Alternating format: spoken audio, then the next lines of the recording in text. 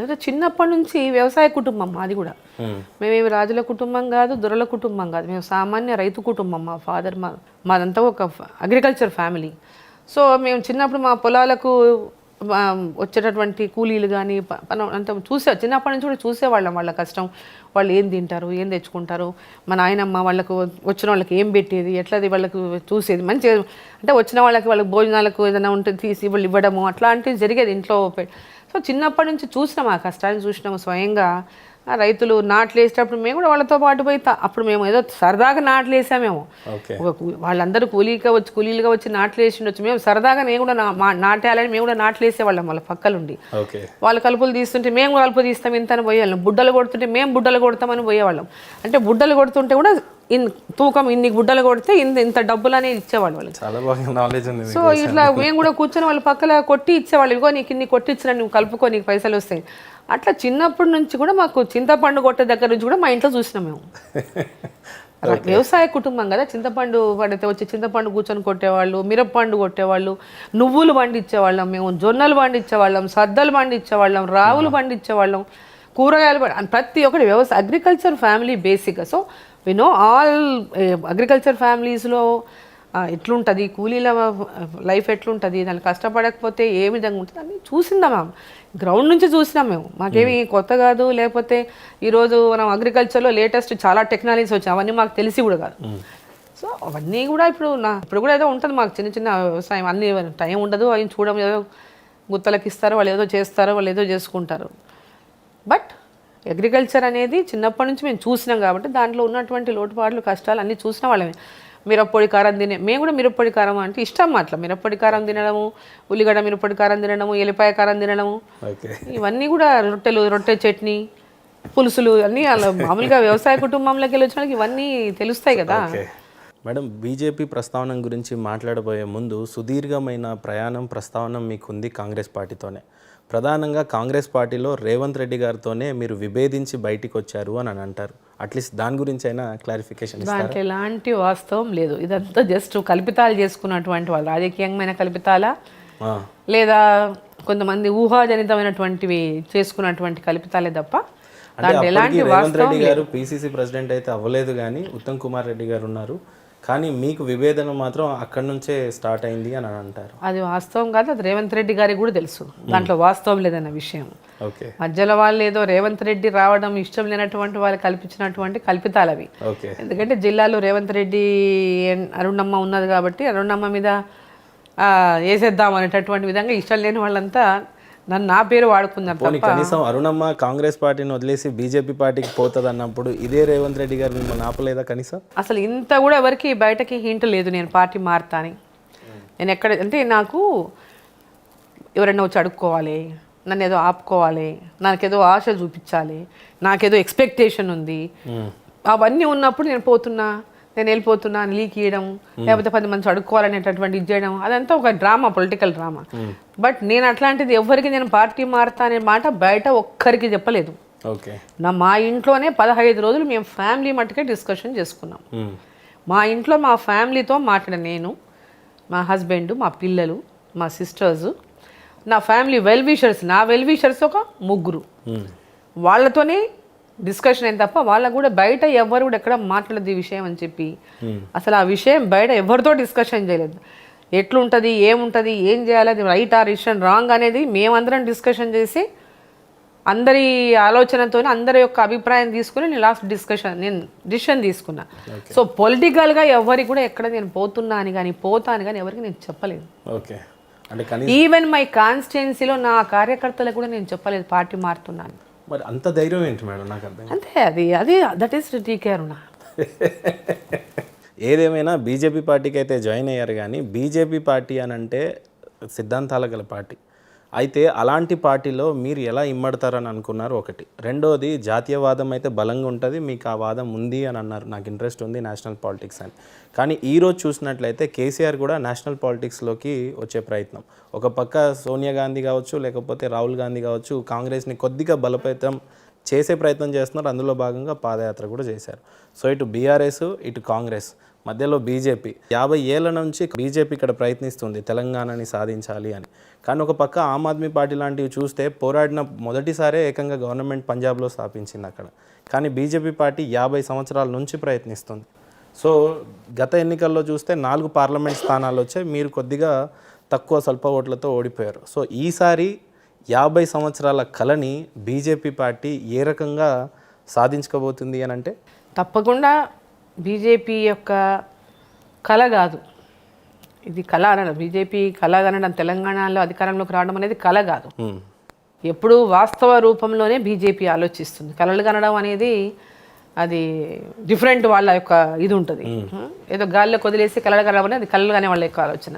BJP తెలంగాణలో అధికారంలోకి రావాలనేటటువంటి ఒక పద్ధతి మీదనే, ఒక ప్రక్రియతోనే, ఒక స్ట్రక్చరల్ దీంతోనే ముందుకు పోతాం. అందులో గాల్లో రావాలని ఇక్కడ మెడలు కట్టలేదు బీజేపీ పార్టీ.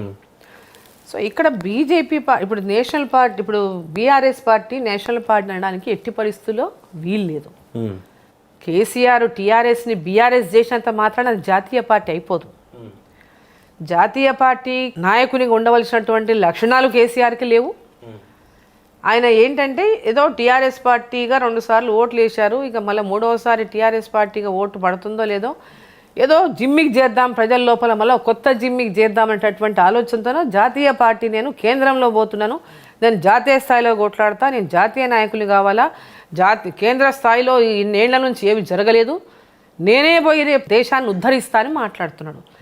తెలంగాణనే ఉద్ధరించలేదు ఇంతదాకా. 8.5 సంవత్సరాలు ప్రజలు 2 సార్లు ముఖ్యమంత్రి కుర్చీలో కూర్చోబెట్టిండ్రు. చిన్న రాష్ట్రం, ఆయన ప్రగతి భవన్లో కూర్చుంటే మొత్తం తెలంగాణను కనుచూపుతో చుట్టొస్తాడు. అటువంటి తెలంగాణలో ఆయన ఇచ్చిన హామీలు ఆయన గుర్తులేవు. తెలంగాణ ప్రజలకు ఇచ్చినటువంటి హామీలు ఆయన గుర్తులేవు. తెలంగాణ ఉద్యమం దేనికోసం చేసిండో ఈరోజు గుర్తులేదు. నీళ్లు నిధుల నియామకాల మీద తెలంగాణ ఉద్యమాన్ని చేపట్టి ప్రజలకు ఆకాంక్షలు పెట్టి ఇప్పటిదాకా ఆ 3 విఫలమైండు కేసీఆర్. అరుణ గారు, మిమ్మల్ని ఒక సూటి ప్రశ్న అడగనివ్వండి. కేసీఆర్ గారు అనే పేరు అనగానే మీకు ఎందుకంత శివం వస్తుంది ఒకటి, రెండోది వ్యక్తిగతంగా మీకు కేసీఆర్ గారికి ఏమన్నా గొడవలు ఉన్నాయా అంటే? వారికి నాకు వ్యక్తిగతంగా ఎలాంటి ఇది లేదు. ఆయన పాలమూరు జిల్లా నుంచి పోటీ చేసినప్పుడు ఫస్ట్ టైం తెలంగాణ సెంటిమెంట్తో చాలామంది మా వాళ్ళు మద్దతు ఇచ్చారు ఆయనకి. నేను మహబూబ్నగర్ పార్లమెంట్లో ఉన్నాను కదా, మహబూబ్నగర్ జిల్లా వాళ్ళు చాలామంది తెలంగాణ సెంటిమెంట్తో నాకు మద్దతు ఇస్తేనే గెలిచిండు. ఆయన మీద వ్యక్తిగతంగా నాకు ఎలాంటి ద్వేషం లేదు, కానీ ఆయన పద్ధతి ఏదైతే ఉందో ఏమాత్రం సరిగ్గా లేదు. తెలంగాణ రాష్ట్రం సాధించినప్పుడు ఆయన మాట్లాడిన మాటలు ఈరోజు కంప్లీట్గా, అంటే ఆ మాటలకు అర్థాలే వేరేటటువంటి విధంగా ఈరోజు మారిపోయింది కేసీఆర్ గారు. తెలంగాణ రాష్ట్రంలో తెలంగాణ అభివృద్ధి కోసమే తెలంగాణ కోరుకున్నాం. తెలంగాణ ప్రతి ప్రాంతం ప్రతి ఒక్క నిర్లక్ష్యానికి గురైంది. ఆంధ్ర ప్రాంతం నుంచి తెలంగాణ అనే ఒక నిర్లక్ష్యం చూపిస్తూ మనం తెలంగాణ కోరుకున్నాం. కానీ ఈరోజు నిర్లక్ష్యమే కదా. ఇంకా తెలంగాణలో కూడా ఈరోజు ప్రాంతాలను నిర్లక్ష్యం చేస్తూ ఉన్నారు. ఎందుకోసం తెలంగాణ వచ్చినట్టు అంటే ఇట్లాంటి అబద్ధపు మాటలు మాట్లాడేటటువంటి నాయకులు కాదు అనేది. ఉద్యమ కారుణ్యాన్ని ఘనంగా చెప్పుకునేటటువంటి కేసీఆర్ తన స్వార్థం కోసం మాత్రమే ఉద్యమం చేసిండు, ఉద్యమకారుడుగా గుర్తింపు పొందిండు. తెలంగాణ ప్రజల కోసం కాదు. ఉద్యమకారుడు అనేటటువంటి వాళ్ళు సాక్రిఫైస్ నేచర్ ఉండాలి. ఆయనకు ఎలాంటి సాక్రిఫైస్ నేచర్ లేదు. వాళ్ళ ఇంట్లో ఎవరు సాక్రిఫైస్ చేయలేదు, వాళ్ళ ఫ్యామిలీలో ఎవరు సాక్రిఫైస్ చేయలేదు. ఈరోజు సాక్రిఫైస్ చేసినటువంటి కుటుంబాలకు ఈరోజు తెలంగాణలో గుర్తింపు లేదు. తెలంగాణ కోసం పోరాడినటువంటి ఉద్యమకారులకు ఈరోజు గుర్తింపు లేదు. అంటే ఏదేమైనా కళాకారుల కోసం కావచ్చు, లేకపోతే ఆనాడు గజ్జెకట్టి గలం విప్పిన కళాకారుల కోసం కావచ్చు, అమరవీరుల గురించి కూడా కావచ్చు, ఎంతో కొంత చేసిందైతే టీఆర్ఎస్ పార్టీ. కానీ బీజేపీ పార్టీ అసలు అమరవీరుల గురించి కావచ్చు, లేకపోతే ఈరోజు గజ్జెకట్టి గలం విప్పిన ఆ రోజు జరిగిన పోరాటాల్లో అలాంటి కళాకారులని బీజేపీ పార్టీ అయితే ఏం గుర్తించలేదు కదా. ఏ రకంగా గుర్తించింది అసలు? బీజేపీ ఇక్కడ అధికారంలో ఉందా గుర్తించడానికి? కేంద్రంలో ఉంది కదా. కేంద్ర పార్టీ రాష్ట్రంలో ఎట్లా పాలిస్తుంది చెప్పండి? కేంద్రంలో ఉన్నటువంటి పార్టీ కేంద్ర స్థాయిలో జాతీయ స్థాయిలో వాళ్ళు పాలిస్తారు. కానీ ఇక్కడ రాష్ట్రంలో వచ్చి ఇప్పుడు కేంద్రంలో ఇచ్చినటువంటి ఇండ్ల కట్టలేదు. కేంద్ర ప్రభుత్వం డైరెక్ట్గా కట్టించే పరిస్థితి ఈ పార్టీ కట్టించేది కదా. కేంద్ర ప్రభుత్వం రాష్ట్రాలకు పెద్ద ఎత్తున బీద వాళ్ళ కోసం ఇండ్ల నిర్మాణానికి నిధులు ఇచ్చింది.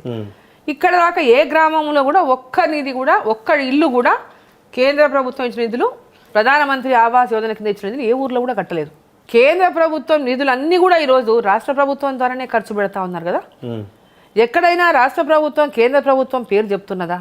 నేను చేస్తున్నా అని చెప్పుకుంటున్నాడు కేసీఆర్ తప్ప, ఇగో ఇది కేంద్రం సహాయకారం చేసింది, ఇగో మన భాగం ఇంత ఉంది, కేంద్రం ఇంత సహకారం చేసింది చెప్తున్నారు. ఎక్కడైనా కేంద్రం ఏం చేస్తలేదు, కేంద్రం ఏమి ఇస్తలేదు, కేంద్రము తెలంగాణకు మాత్రమే ఇస్తలేదంటే విధంగా కేసీఆర్ చెప్తున్నాడు.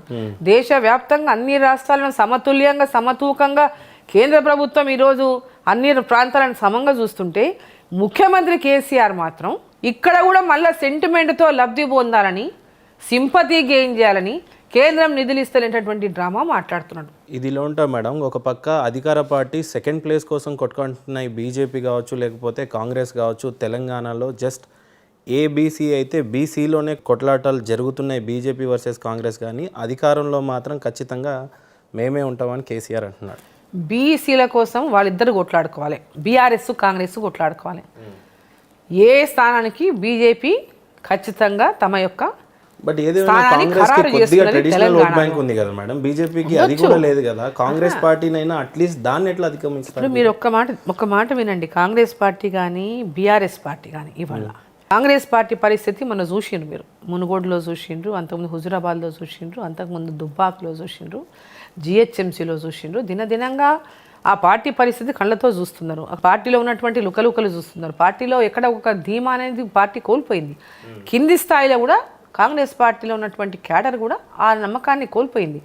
ఈరోజు బీఆర్ఎస్ పార్టీని ఓడించాలంటే ఏకైక లక్ష్యం ప్రతి ఒక్కరు కూడా గెలిచేది ఎవరు అంటే భారతీయ జనతా పార్టీ. కాంగ్రెస్కి ఓటేయడం వల్ల ఓటు డివైడ్ అయిపోయి మళ్ళీ టీఆర్ఎస్ పార్టీనే గెలుస్తుంది. ఎట్టి పరిస్థితుల్లో కాంగ్రెస్ ఓటేస్తే లాభం లేదు. ఆనాడు కాంగ్రెస్ పార్టీని పొగిడిన డీకే అరుణ గారి ఇదే నోరు ఈరోజు బీజేపీ పార్టీని పొగుడుతూ ఉంది. సో ఈ రెండు సిమిలారిటీని ఎలా కంపేర్ చేసి చూస్తారు? ఇప్పుడు వాళ్ళు కూడా వాస్తవాలను జీర్ణం చేసుకోవాలండి. కాంగ్రెస్ పార్టీ కూడా కాంగ్రెస్ పార్టీలో ఉన్నటువంటి లోటుపాట్లను సరి చేసుకునేటటువంటి ప్రయత్నం ఏనాడు కాంగ్రెస్ పార్టీ చేయలేదు. కాంగ్రెస్ పార్టీ ఎంతసేపు అంతా బాగుంది అనుకుంటా కొందరు బాగుండడానికి చూస్తున్నారు, కానీ ప్రజలకేం జరుగుతుంది, ప్రజలకేం చేయాలి, ప్రజలు ఏం ఆలోచిస్తున్నారు, ప్రజలు ఏం కోరుకుంటున్నారు మన నుంచి అంటే అటువంటి విధంగా కాంగ్రెస్ పార్టీ ఆలోచించలేదు. ఈరోజు కాంగ్రెస్ పార్టీ ఈ దేశంలో బలహీనమైపోయింది. ఎందుకోసం బలహీనమైపోయింది? ఒక ప్రతిపక్ష పాత్ర పోషించలేకనే కదా. బలమైనటువంటి ఒక శక్తిగా ఉన్నటువంటి నరేంద్ర మోదీ గారిని ఈరోజు దేశ ప్రజలందరూ కూడా ఈరోజు నరేంద్ర మోదీ గారి నాయకత్వాన్ని కోరుకుంటున్నప్పుడు ఈరోజు వాస్తవంలో మంచిని మంచి అనాలి, చెడుని చెడు అనాలి, తప్పుని తప్పు అనాలి, రైట్ రైట్ అనాలి. అది కూడా చేయలేనటువంటి దుస్థితిలో ఉంది కాంగ్రెస్ పార్టీ. ఎంత మంచి చేసినా విమర్శనే. వాళ్ళు నచ్చంది అంటే సరే, మీకు నచ్చలేదు, మీ పాలసీకి వ్యతిరేకంగా ఏదైనా ఉన్నదంటే విమర్శించిందంటే ఓకే. ఎన్ని మంచి పనులు చేసినా విమర్శించడమే అది కాదు కదా. రాజకీయంగా మంచిని మంచి అనండి. ఇప్పుడు 2000 పెన్షన్ ఇస్తున్నాడు కేసీఆర్, చెడ్డదని మేము అంటలే కదా. రైతు బంధు ఇస్తున్నాం, చెడ్డదని మేము అంటలేదు కదా. రేపు అధికారంలోకి వస్తే భారతీయ జనతా పార్టీ కూడా ఇస్తా అంటున్నాం. బీద ప్రజల కోసం, బీద ప్రజల సంక్షేమం కోసం ఖచ్చితంగా ప్రభుత్వాలు పనిచేయవలసిందే అంటున్నాం. ఈరోజు 24 గంటల కరెంట్ ఇస్తా అంటున్నాడు, ఏమని అంటున్నాం కానీ ఇస్తలేడు కదా, అబద్ధాలు చెప్తున్నాడు కదా. ఎక్కడైతే ప్రజలని మోసం చేస్తున్నారో, ఎక్కడైతే ప్రజలని అబద్ధాలు చెప్పి వాళ్ళని అంటే భ్రమల్లో పెట్టి మోసం చేయాలనుకుంటున్నప్పుడు తప్పకుండా ప్రతిపక్షంగా ఎత్తి చూపేటటువంటి ఒక హక్కు మాకున్నది. ఒక మాట స్ట్రైట్గా అడుగుతాం మిమ్మల్ని, ఇది బీజేపీ పార్టీ అంటే ఒక సిద్ధాంతాల గల పార్టీ అని అంటారు, కానీ ఇదే పార్టీలో ఒకనాడు ఈ సిద్ధాంతాల గల పార్టీ మెల్లిమెల్లిగా వాళ్ళ సిద్ధాంతాలను నమ్ముకుంటూ తెలంగాణలో బలపడే ప్రయత్నం చేసింది. కానీ ఇలాంటి సిద్ధాంత గల పార్టీలో మెల్లిమెల్లిగా ఆ పార్టీ నుంచి ఈ పార్టీలోకే చేరిన వాళ్ళు ఎక్కువ కనపడుతున్నారు. మీరు కావచ్చు, ఈటెల కావచ్చు, రాజగోపాల్ రెడ్డి కావచ్చు. సో ఇతర పార్టీ నాయకులే కనపడుతున్నారు. కాబట్టి అదే సిద్ధాంతాన్ని బీజేపీ ఇంకా ఎలా కొనసాగిస్తుంది? ఆ వాదం ఇంకా చచ్చిపోయినట్టేనా? ఇప్పుడు సిద్ధాంతం అనేది ఏముంటుంది? పార్టీలకు ఉన్నటువంటి సిద్ధాంతం ఏ పార్టీ అధికారంలోకి వచ్చినా ప్రజల యొక్క అవసరాలను గుర్తించి పనిచేయటం. ఏ రాజకీయ పార్టీ సిద్ధాంతమైనా అదే ఉంటుంది.